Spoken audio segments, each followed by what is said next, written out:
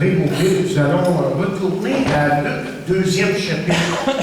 On a déjà lu le texte en réalité, donc on ne lira pas de texte, mais seulement un verset. On ne lira pas le passage complet en même, ça a déjà été fait, mais un verset en particulier, c'est le verset 10, de Luc, deuxième chapitre.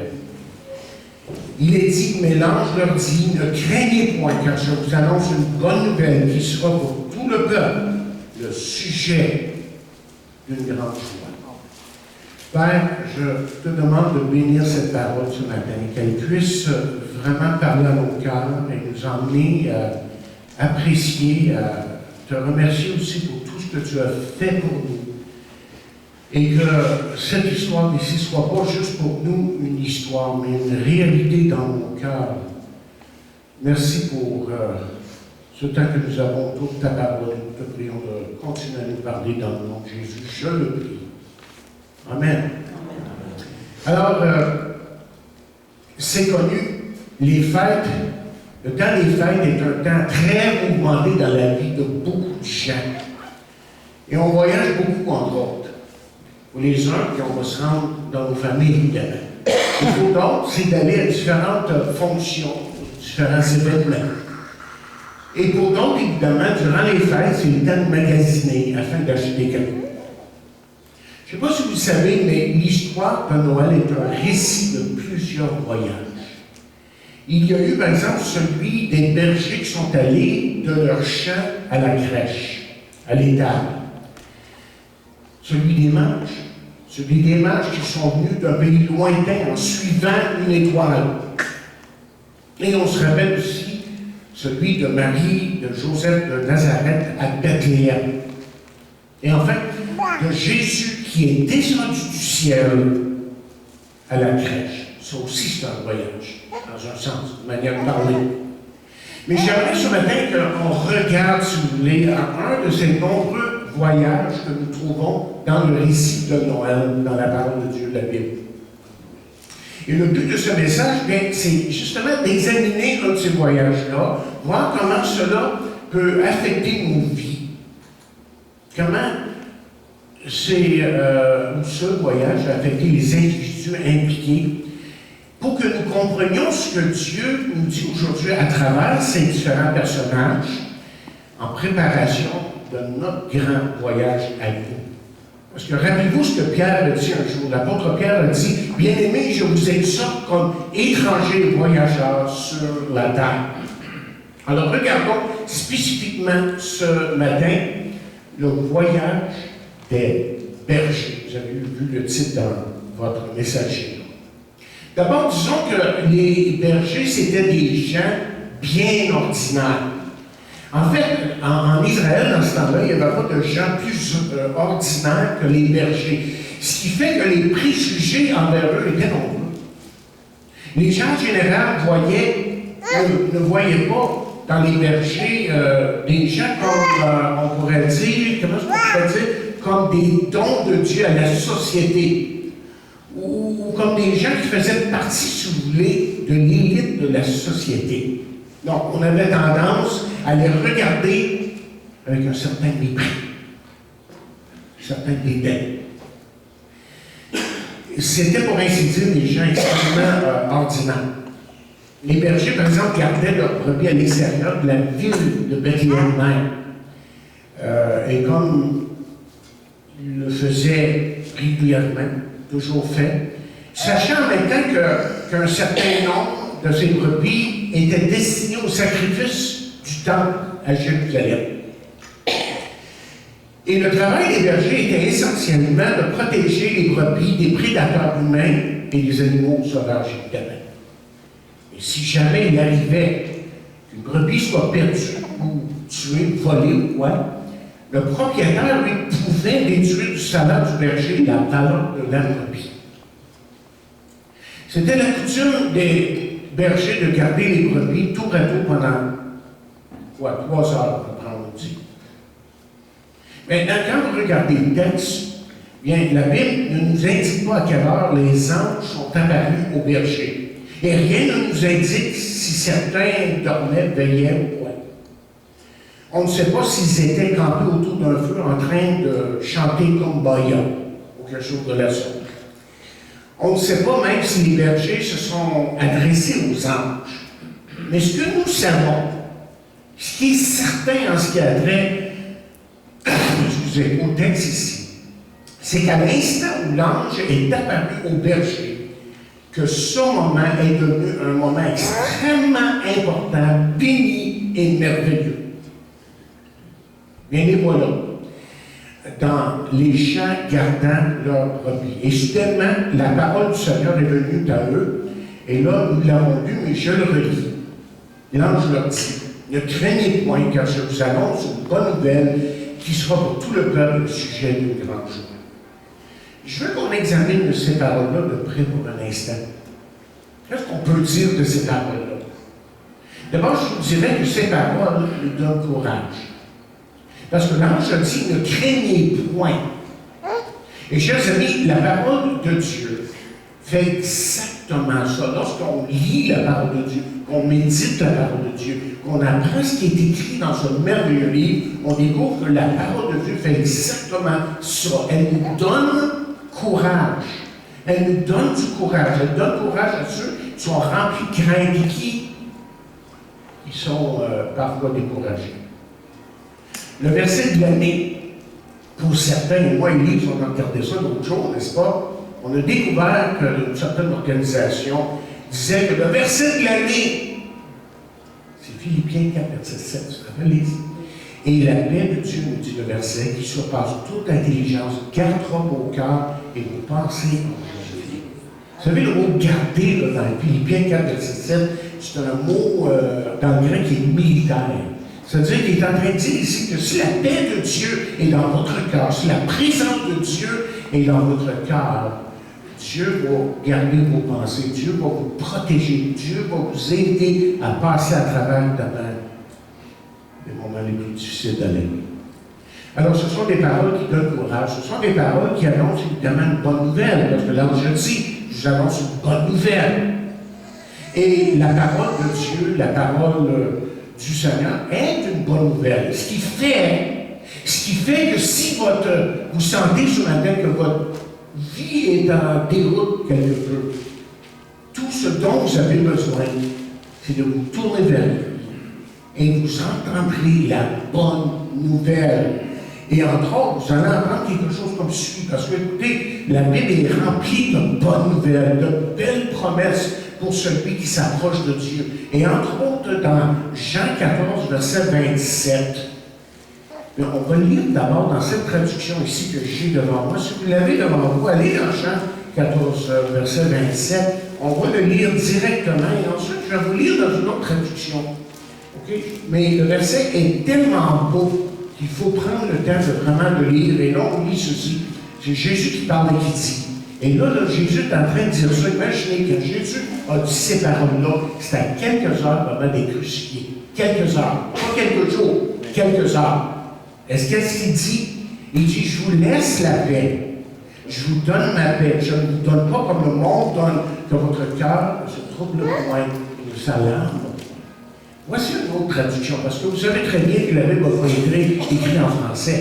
D'abord, le Nouveau Testament en grec. Donc, on a une traduction. Et voici ce qu'on lit dans une autre traduction. Il dit, je pars, mais. Alors, Jésus est en train de dire, je m'en vais bientôt. Il va être crucifié dans les heures suivantes. Il est en train de dire, je pars, mais je vous laisse la paix. C'est ma paix que je vous donne. Ce cadeau n'a rien de commun avec ce que le monde peut donner, avec sa paix à lui. C'est pourquoi cessez d'être inquiets et ne vous laissez troubler. Il finit en disant ceci dans cette traduction de la parole vivante. Il dit, baissez toute crainte de vos cœurs. Alors, c'est une parole qui est rassurante et c'est une parole qu'on vient de lire qui nous annonce une bonne nouvelle, mais c'est aussi une parole de joie, parce que le texte nous dit justement qu'il sera pour tout le peuple un sujet de grande joie. Et la parole de Dieu, justement, fait ça pour nos cœurs. Vous savez, on n'est pas... on est des êtres spéciaux aux yeux de Dieu, s'il vous plaît. On est fait à l'image de Dieu. Donc Dieu veut nous donner beaucoup de joie. Et la parole de Dieu donne justement la joie à celui qui est triste. Et on passe tous par là à un moment donné. On est tous là, à un moment donné, dans une certaine tristesse due aux circonstances de la vie. Mais peut-être que c'est celui aussi qui est seul, qui se sent extrêmement seul. Et il y a beaucoup de gens qui, évidemment, au fait comme ça, ressentent encore beaucoup plus leur solitude. Ils sont très seuls. Et ensuite, quatrièmement, on peut dire que c'est des paroles d'espoir. Parce qu'il dit, vous avez un sauveur qui est le Christ, le Seigneur. Un sauveur, oui, car il est le seul qui pouvait sauver le peuple et le monde. Non seulement de la tyrannie, parce que là, ça parle directement aux Juifs dans ce temps-là. Et eux étaient sous une tyrannie, dominés, sous la domination, si vous voulez, des Romains. Mais Jésus n'était pas juste venu enlever la tyrannie des Romains, chose qui allait arriver dans les années à venir, pas de suite. Mais il est venu surtout pour enlever l'homme, pour délivrer, d'apporter la délivrance de l'homme, à l'homme de la tyrannie du péché. Et ça, c'est encore beaucoup plus grave. Et on lit dans la parole de Dieu ceci, écoutez bien ce qu'il dit. Il dit, nous savons que nous sommes de Dieu et que le monde entier est sous la puissance du malin. Là, ce qu'il fait ici, l'apôtre Jean, qui écrit ces paroles-là, il est en train de faire la distinction entre ceux qui sont vraiment de Dieu et ceux qui ne le sont pas. En fait, dans le monde, il y a deux catégories de gens. Il y a ceux qui sont nés de Dieu, ceux qui ne sont pas nés de Dieu. La Bible est claire sur ça. Il dit, nous aussi, nous savons aussi que le Fils de Dieu est venu et qu'il nous a donné l'intelligence. C'est pas qu'on est plus intelligent qu'un autre si on apprend quelque chose de Dieu, si Dieu nous fait comprendre des choses, c'est que c'est lui qui travaille dans nos cœurs. Okay? Et qu'est-ce que je viens de lire? Et qu'il nous a donné l'intelligence pour connaître le véritable. Nous sommes dans le véritable en son Fils Jésus-Christ. Et qui dit que la Bible ne dit pas que Jésus est Dieu? Parce que le reste du texte dit ceci. En parlant du véritable, il dit, c'est lui qui est le Dieu véritable et la vie éternelle. 1 Jean 5, 19 et 20. OK, dernièrement, quand on parle de ces paroles qu'on vient de lire ce matin, là, c'est des paroles pour chacun de nous. Et remarquez, je vous annonce, il vous est né un sauveur. Disons que la parole de Dieu est pour ceux qui veulent bien l'entendre. Ainsi en était-il pour les bergers, le peuple d'Israël. Mais ainsi en est-il pour nous aujourd'hui. Parce que la Bible dit ceci. Écoutez bien ce que la Bible dit. La foi vient de ce qu'on entend. Ce qu'on entend vient de la parole de Christ. Comment est-ce que je peux apprendre à vraiment mettre ma foi en Dieu, à faire confiance en Dieu pour mon salut et pour mon quotidien? C'est en laissant la parole de Dieu elle-même nous parler. Ça vient par la parole de Dieu. Mes chers amis, n'en doutons pas pour un instant, Dieu parle encore aujourd'hui. C'est vrai qu'il y aura toujours des sceptiques, ceux qui rejetteront le récit, ce récit et d'autres, notamment le récit de la parole de Dieu, qui rejetteront la parole de Dieu en général. Mais ça n'empêche pas qu'aujourd'hui, que Dieu parle aujourd'hui à ceux qui ouvrent bien leur cœur. Peut-être qu'il ne le fait pas de la même manière, c'est-à-dire par des manifestations aussi spectaculaires comme par des anges qui apparaissent, une étoile brillante et tout ça. Non, Dieu le fait de différentes façons. Et comment est-ce que Dieu nous parle?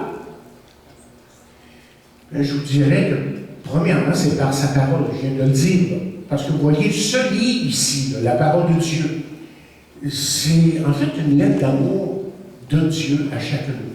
C'est une lettre d'amour que nous pouvons lire jour après jour. Et justement, si vous n'êtes pas familier avec la Bible, souvent je vais dire aux gens, commencez avec l'évangile de Jean. Pourquoi l'évangile de Jean? Vous le savez, la plupart de vous. C'est parce que c'est une lettre d'amour. Et car Dieu a tellement aimé le monde. Hein? Le plus beau, le plus grand verset de toute la Bible, c'est celui-là. Jean 3,16. Dieu a tellement aimé le monde. Il a donné son Fils unique afin que quiconque croit en lui ne périsse point, mais qu'il ait la vie éternelle. Et Jean, c'est plein d'amour. Lui, il est en train de dire, hey, je veux vous montrer jusqu'à quel point que Dieu vous aime. Et que cet amour-là peut devenir personnel dans votre vie. Et quand ça ira mal, vous allez vous rappeler de l'amour de Dieu. Mais Dieu nous parle aussi par le Saint-Esprit. Son esprit dans nos cœurs, qui œuvre à travers nous et qui nous fait comprendre sa parole. Sa parole, je vais vous expliquer ça dans un instant, comment c'est important ça. Et Dieu nous parle par sa parole, ça peut être aussi par un chant, on vient de chanter ce matin, ça peut être par un bon livre qui explique les choses de Dieu. Dieu nous parle. Mais il y a une troisième façon par laquelle Dieu nous parle, c'est par les expériences de la vie. Les expériences de la vie. Et la vie, justement, est remplie d'expériences. Mais en fait, si nous comprenons bien ce que Dieu est en train de faire dans nos vies, c'est que ces expériences, très souvent, que nous vivons, sont tout simplement des rendez-vous avec Dieu. Dieu est en train de dire, hey, fais attention à ce que je te parle. Je suis en train de te dire quelque chose à travers ce que tu vis. Donc, Dieu parle, mais le problème, c'est qu'on est tellement occupé à toutes sortes d'occupations journalières, évidemment. Et on vit, comme vous le savez, dans un monde où tout va tellement vite. Hein? Ça va tellement vite. Où les gens sont toujours à la course. Obligation ci, obligation ça. Donc, nous voilà, vous et moi, là, entraînés dans un monde qui est incapable de vraiment saisir ce que Dieu est en train de lui dire. On raconte l'histoire d'un petit gars qui avait beaucoup de difficultés d'apprentissage à l'école. Et il travaillait très fort pour suivre les autres élèves. Mais c'était peine perdue. Chaque après-midi, il revenait à la maison avec son sac rempli de devoirs. Et là, il travaillait jusqu'à l'heure du coucher, il ne pouvait même pas s'amuser avec ses amis. Alors, ses parents ont pris la décision de consulter un conseiller à l'école. Et après une longue discussion, la décision a été prise de placer dans une classe des plus lents. Ben, ça s'est avéré une bonne décision, une excellente décision, parce que le jeune garçon suivait mieux, jouait avec ses amis après l'école, et là, il a commencé à vraiment prendre goût à la vie. Il a commencé à sourire, parce qu'il avait même perdu son sourire. Lors du souper, le jeune garçon demanda à son père de jouer avec lui. Et chaque fois, il recevait un certain soir. Il demanda à son père, encore une fois, s'il pouvait jouer avec lui. Et le père lui répondit ce qu'il lui répondit. Le temps, il dit, non, fiston, ma serviette est pleine, je dois travailler ce soir. Et là, le petit gars, exaspéré, tout à fait exaspéré, dit, papa, n'aurais-tu pas besoin d'aller dans la classe des plus lents? Chers amis, le récit de Noël, mais c'est ça, c'est un récit de courage, de joie et d'espoir. Et la seule façon de vraiment découvrir ou de redécouvrir le message qui se trouve à travers ça, c'est de lire la parole de Dieu, de laisser la parole de Dieu vraiment parler à nos cœurs. Mais soyons réalistes, OK, pour un instant. On a tous des engagements. Des engagements qu'il faut absolument faire, qui sont ponctuels. C'est pas demain, c'est tout de suite que ça soit fait. Vous vivez ça des fois, ça? Oui, hein? C'est tout de suite, aujourd'hui. OK. Et dire qu'il faut écouter Dieu, c'est bien, mais on peut se demander est-ce que c'est réaliste, aujourd'hui, là? Comme quelqu'un dit, c'est bien plus facile de dire que de le faire. Alors, quelle est la solution? Mais la solution, c'est bien simple, c'est de se fixer un temps pour rencontrer Dieu. Autrement dit, il faut être intentionnel, ou si vous voulez, vraiment planifier pour rencontrer Dieu. C'est comme on dit souvent en ce qui a trait à beaucoup de choses qui se passent dans notre vie, là. Quand on examine un petit peu les événements, les choses qui se passent dans nos vies, que tout va vite, on dit après un temps, il faut prendre le temps. Il faut prendre le temps. Mais c'est étrange de voir comment on peut trouver le temps pour magasiner, regarder la télévision, être devant l'ordinateur pendant des heures de temps, mais jamais trouver le temps dans notre Dieu. Et c'est pour ça qu'il faut être intentionnel. Sans ça, on ne le fera jamais. Et la Bible nous encourage beaucoup dans ce sens-là. Entre autres, il y a un verset que j'ai trouvé cette semaine qui dit ceci, il dit « Garde le silence devant Dieu et espère en lui. » Des fois, il faut faire silence, tout simplement. Oui, Dieu parle encore aujourd'hui, mais il faut vraiment prendre le temps de l'écouter. Mais il y a un autre problème qui sévit à certains moments pour beaucoup de gens dans leur vie. Le problème est le suivant, c'est de savoir, mais comment est-ce que vous écoutez la parole de Dieu? Comment écoutez-vous la parole qui vient de Dieu? Comment réagissez-vous? Ça aussi, c'est important. Alors, vous pouvez réagir, par exemple, avec crainte, avec peur, avec crainte, oui. Et les bergers, évidemment, sur le coup, on comprend bien, ils ont eu peur, mais l'ange leur a dit, ne craignez point. Et vous, de quoi avez-vous peur? Peut-être que vous avez peur de ce que les autres diront. Si vous décidez ici, en tant que chrétien, vous décidez d'obéir à la parole de Dieu, de vraiment écouter la parole de Dieu dans votre vie et vraiment d'entamer une voie qui lui plaît. Peut-être que ce qui vous trouble, ce qui vous fait peur un peu, c'est que peut-être que ce qui est écrit là, c'est pas vraiment ce qui va arriver dans ma vie. C'est peut-être pas. C'est bon. Donc, on peut écouter aussi, deuxièmement, ça va conduire à mon deuxième point, en tout cas, avec le doute. Hein? Et les bergers auraient pu douter des paroles de l'ange. Après tout, ce qui venait de leur arriver, c'était tellement incroyable. Donc, malheureusement, beaucoup entendent la parole de Dieu, doutent de la parole de Dieu. Par exemple, en ce qui a trait au salut. Laissez-moi juste vous donner un exemple. Ce que je veux dire, je veux que vous compreniez ici ce que je suis en train de dire. La Bible est très claire sur beaucoup de sujets. Entre autres, dans Éphésiens 2e chapitre 8 à 10, voici ce que nous lisons. Il dit, c'est par la grâce que vous êtes sauvés par le moyen de la foi. Et cela ne vient pas de vous, c'est le don de Dieu. Ce n'est point par les œuvres, afin que personne ne se glorifie. Car nous sommes son ouvrage, ayant été créés en Jésus-Christ pour de bonnes œuvres, que Dieu a préparé d'avance afin que nous les pratiquions. Qu'est-ce que ce texte est en train de nous dire? Écoutez bien ce que je suis en train de dire ici. Là. Ce texte est en train de nous dire qu'on n'est pas sauvé parce qu'on va à l'Église. Ce texte est en train de nous dire qu'on n'est pas sauvé parce qu'on donne beaucoup d'argent aux pauvres.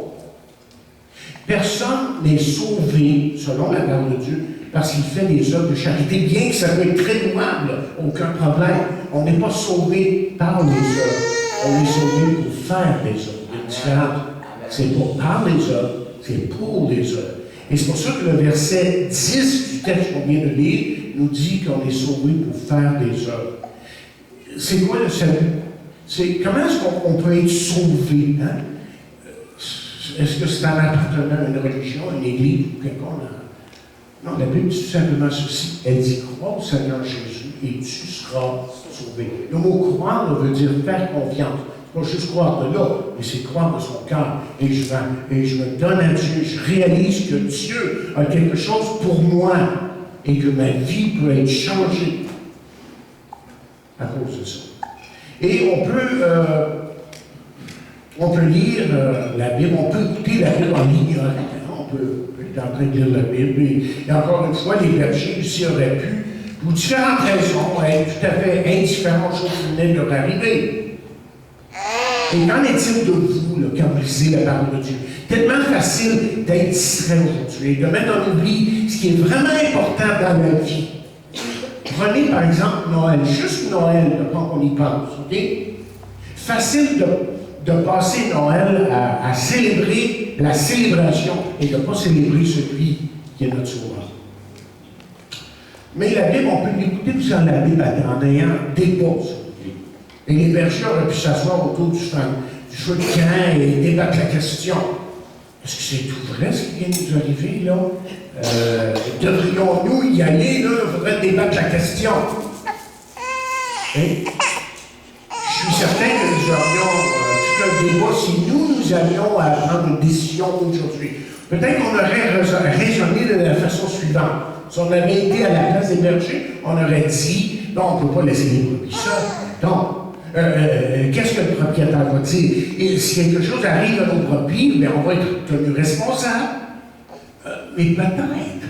Et moi, j'aurais toutes les raisons pour vous dire ça. Je peux vous dire ça. Hein? Les appareils dans mes oreilles. Peut-être qu'on a mal compris. Peut-être qu'on n'a pas compris comme il faut. On aurait trouvé toutes sortes de raisons pour ignorer les paroles. Vous savez ce qui arrive souvent? Ce qui arrive souvent, c'est qu'on vient à tellement raisonner qu'on a oublié ce que Dieu nous dit dans sa parole. Écoutez, l'un des éléments les plus importants dans la Bible, la parole de Dieu, vous savez c'est quoi? C'est la foi. Quand Dieu, par exemple, a dit à Abraham de partir d'Ur de Chaldée, de son pays, de sa ville natale, pour aller à la terre promise, il n'y a pas un grand débat avec Dieu. Hein? La Bible nous indique nullement qu'Abraham a eu un grand débat avec Dieu. Non, il est tout simplement parti à la demande de Dieu. Et il est écrit qu'il y est allé par la foi. La foi, c'est quoi? Hébreux 11, verset 1 nous dit ceci. Je vous lis dans la parole vivante. Il dit, qu'est-ce que la foi? Il dit, c'est une ferme confiance dans la réalisation de ce qu'on espère. C'est une manière de le posséder déjà par avance. Croire, c'est d'être absolument certain de la réalité de ce qu'on ne voit pas. Et ça, c'est écrit dans la Bible, la parole de Dieu. La Bible nous fait comprendre c'est quoi la vraie foi. OK. Malheureusement, notre façon de raisonner, parfois, indique très souvent que nous n'avons pas foi dans la parole de Dieu. À un moment donné, justement, dans le ministère de Jésus, Jésus est en train de faire quelque chose, puis il y a eu une petite crise qui est arrivée, pas avec Jésus, évidemment, mais les disciples. Hein, il y a eu ça qui paniquaient à n'importe quoi. Il y a un petit problème, c'est terrible, on va tous mourir, puis c'était la panique. À un moment donné, Jésus les regarde, puis ayez foi en Dieu. Il n'a pas dit plus que ça. Ayez foi en Dieu. Arrêtez de paniquer. Faites-lui confiance, autrement dit. Mais peut-être c'est ça que Dieu a besoin de nous dire. Hey, faites-lui confiance. Mais, ce qui est important, c'est de connaître les ingrédients de cette confiance-là. Il faut savoir de pourquoi on peut avoir confiance en lui. C'est en lisant la parole de Dieu. Mais on peut écouter en la rejetant aussi. C'est mon dernier point sur ce point-là. Les bergers auraient pu dire tout simplement que c'est pas pour eux. Non, c'est pas pour moi. Et les gens peuvent rejeter la parole de Dieu pour différentes raisons. Et très souvent, vous savez pourquoi les gens rejettent la parole de Dieu? Très souvent, il y a plusieurs raisons. Je me rappelle, on va prêcher un message sur ça, il y a plusieurs années de ça, ce que les gens rejettent et pourquoi ils rejettent. Mais souvent, les gens rejettent la parole de Dieu parce qu'ils refusent de changer. Mais le raisonnement est faux. Soyez assurés de ceci. Si vous venez à Christ sincèrement, le Saint-Esprit, lui, va vous transformer. Il va transformer une vie de péché à une vie de sainteté, à une vie de médiocrité spirituelle, à quelque chose de vibrant, de vivant, à une vie de puissance et d'amour pour Dieu et même pour son prochain. Quelqu'un a raconté l'histoire suivante. C'est l'histoire d'un berger qui, dans son adolescence, était là lorsque Jésus est né. C'est une histoire, c'est pour faire un point. Là, il est maintenant rendu âgé. Et un jour, avec son petit-fils assis sur son genou, il se met à raconter ce qui lui est arrivé à Bethléem le soir de Noël. Un jour, dit-il, lorsque j'étais un peu plus vieux que toi, j'étais dans les champs avec les autres bergers, et voici qu'un ange apparut dans une grande lumière. Et les lèvres du vieillard ont commencé à bouger et à trembler. Et ensuite, ce fut le silence. Le petit garçon le regarda, les yeux tout grands ouverts, et de manière un peu perplexe, il lui dit, mais grand-papa, est-ce que c'est tout? Qu'as-tu fait après avoir entendu la bonne nouvelle? Est-ce que c'est vrai ce que l'ange a dit? Est-ce que le Christ est né ce soir-là? Le vieux berger regarda son petit-fils et dit, je ne l'ai jamais vu. Je ne suis pas allé le voir. Certains disent que c'est un mythe. D'autres disent qu'ils ont trouvé la lumière venant de Dieu et la puissance de la vie. Tu sais, je ne suis vraiment pas sûr.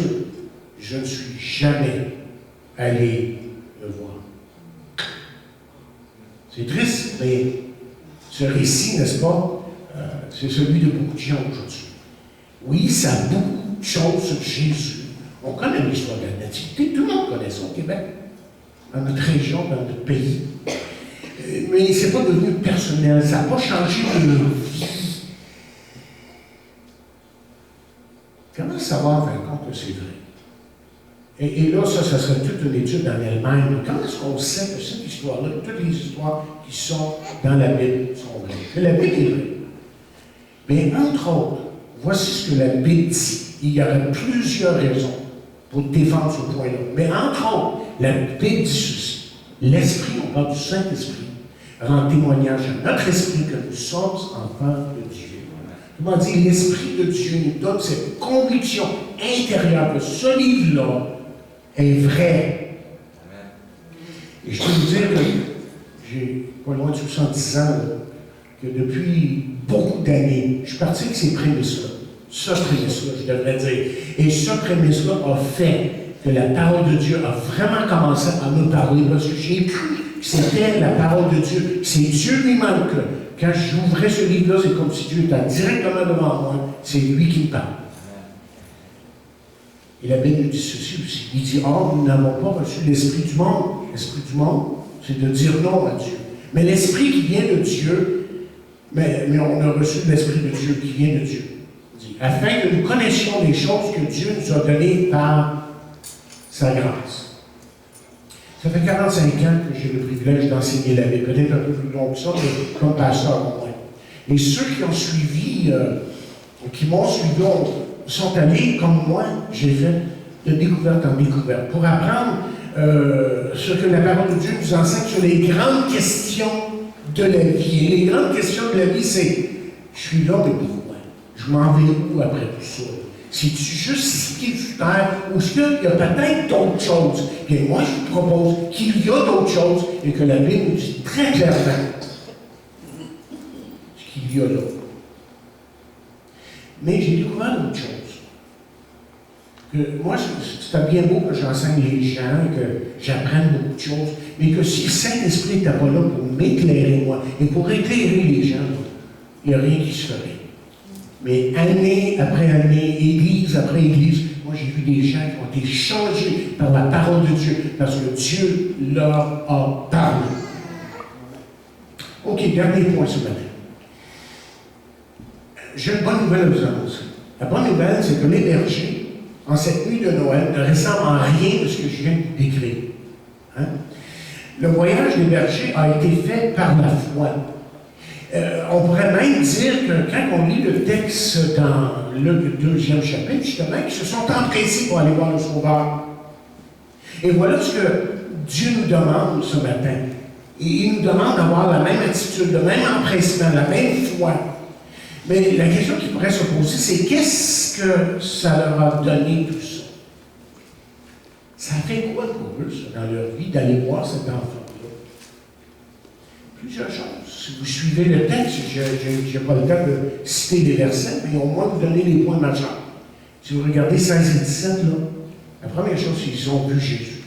Ils ont vu Jésus. Les voilà avec les autres autour de la cruche. Hein? Ça devait être toute une scène. Eux, comme quelqu'un l'a dit au début, on l'a partagé, eux qui étaient littéralement dans ce temps-là, le rebut de la société, ils sont les invités d'honneur. Ils sont les invités d'honneur du Dieu Tout-Puissant. Et ensuite, au verset 17, regardez le verset pour vous-même, là, vous allez voir qu'ils l'ont dit aux autres. Les bergers étaient tellement émerveillés de ce qui est arrivé qu'ils étaient incapables, évidemment, de contenir leur joie. Il fallait absolument qu'ils le disent à d'autres. Je ne sais pas si vous pouvez les voir. Je ne sais pas si vous pouvez les sentir. Parce que l'odeur qui vient de ces gens-là, ça ne devait pas être trop, moi. OK. L'odeur qui se dégage de ces hommes était pas jolie, agréable, parce qu'ils étaient trop avec des brebis. Mais ils arrêtèrent les gens sur leur chemin pour leur dire qu'un sauveur est né. Et je suis sûr que certaines personnes font la remarque, sont peut-être un peu fous, ces gars. Vraiment, tu tombes à la main de nous parler d'une affaire comme ça. Mais les bergers, eux, ils savent très bien qu'ils ont été témoins d'un événement merveilleux et glorieux. Ça, ils le savent. Ça, ils l'ont vu. Et troisièmement, si vous regardez le verset 18 plutôt, de notre texte, vous allez voir qu'ils sont retournés des hommes transformés. Ils sont retournés en hommes transformés. Comprenez-moi bien, ce ne sont pas des hommes parfaits ici, là. Il n'y avait plus de problème. Mais c'était vraiment des hommes transformés. Le cœur de ces hommes n'était plus le même à partir de cet événement-là. Et bien des choses avaient changé pour eux. Oh, ils ont continué à faire face aux mêmes préjugés, au même travail difficile, et les circonstances extérieures n'avaient peut-être pas changé pour eux, mais ce qui avait changé, c'est le cœur. Et ce que Dieu vient changer quand on vient à lui, c'est notre cœur. Donc leur vie ne pouvait plus être le même, parce que, écoutez, ils ont réalisé, je ne sais pas s'ils ont pleinement réalisé ce soir-là, peut-être plus tard c'est devenu plus clair, mais ils ont réalisé qu'ils avaient rencontré le Fils de Dieu, le Roi des rois, le Seigneur des seigneurs.